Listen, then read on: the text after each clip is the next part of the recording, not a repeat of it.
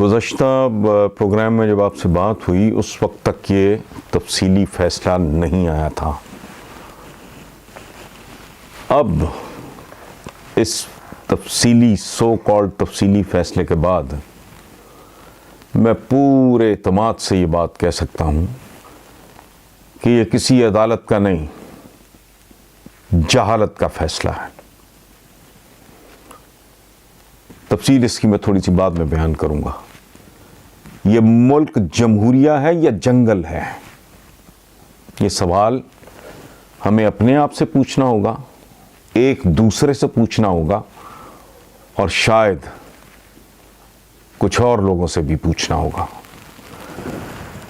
نہ آئین کی روح کو مد نظر رکھا گیا، نہ عوام کے جذبات کو مد نظر رکھا گیا، نہ افواج کی روح کو مد نظر رکھا گیا، اور نہ سرحدوں پہ موجود جو حالات ہیں اس وقت، ملک جس قسم کے بحرانوں سے دوچار ہے، نہ اس کو پرے کاہ جتنی حیثیت دی گئی.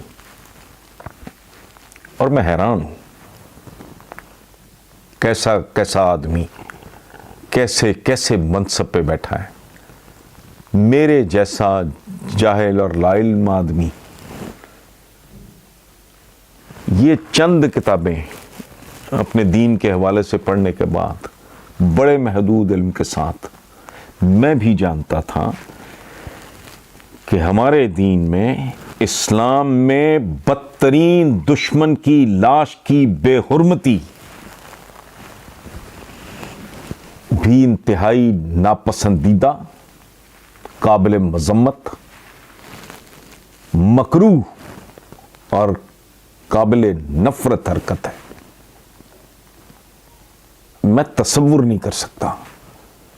یہ لوگ ہیں جنہوں نے کچھ اور فیصلے بھی کیے ہوں گے، اور اللہ نہ کرے ہم اتنے بد نصیب ثابت ہوں کہ یہی لوگ آنے والے دنوں میں بھی فیصلے کریں جن کو بنیادی روح کا نہیں پتا. میں نے عرض کیا نا کہ میں عالم دین تو ہوں نہیں، میں ایک آرڈینری عام، جتنا ایک ایوریج مسلمان جتنا پڑھتا لکھتا ہے، دین کا فہم حاصل کرنے کی کوشش کرتا ہے. اور ایک بات جس پہ بعد میں بات کریں گے، میں پوری طرح میں ریکور نہیں کر پا رہا. ایمرجنسی میں نے کہا ان کو کہ جی آئیں ذرا ایک ریکارڈنگ کرنی ہے. یہ ہے آئین اسلامی جمہوریہ پاکستان کا، جس کی آڑ میں کھلواڑ کی کوشش کی گئی ہے. میں اس کو سامنے رکھ کے بات کروں گا کہ اس کی کون سی شک پامال نہیں ہوئی. ادھر تو پھر خیال نہیں آیا کسی کا. عوام کے کس حق پہ ڈاکہ نہیں پڑا. اس ملک کے ساتھ کیا کیا کھیل نہیں کھیلا گیا، ان سب کو قبروں سے نکالو. تم جمہوریت کی بات،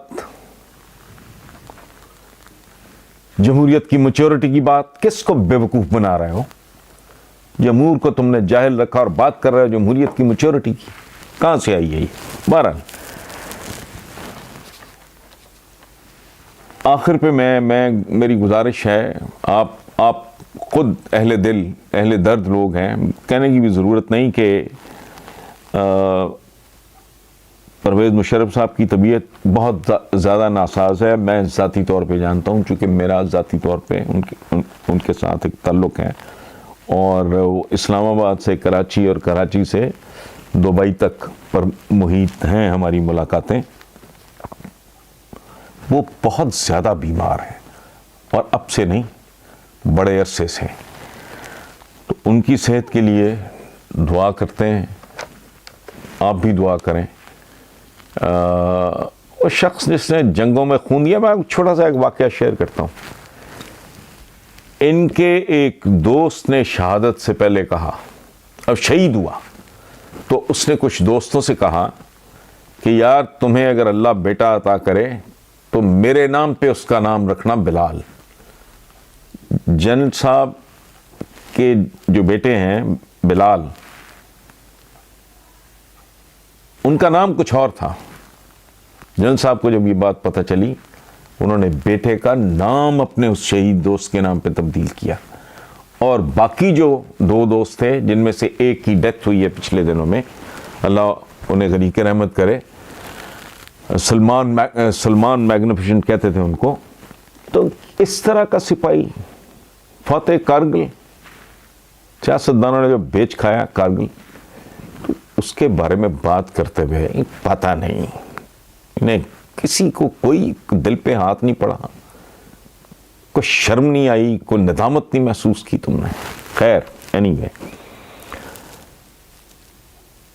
آخر پہ اس ملک کے عوام، ادارے اور وہ تمام افراد زبردست خراج تحسین کے مستحق ہیں جنہوں نے اس فیصلے کی 2 ٹوک مذمت کی ہے. Thank you very much.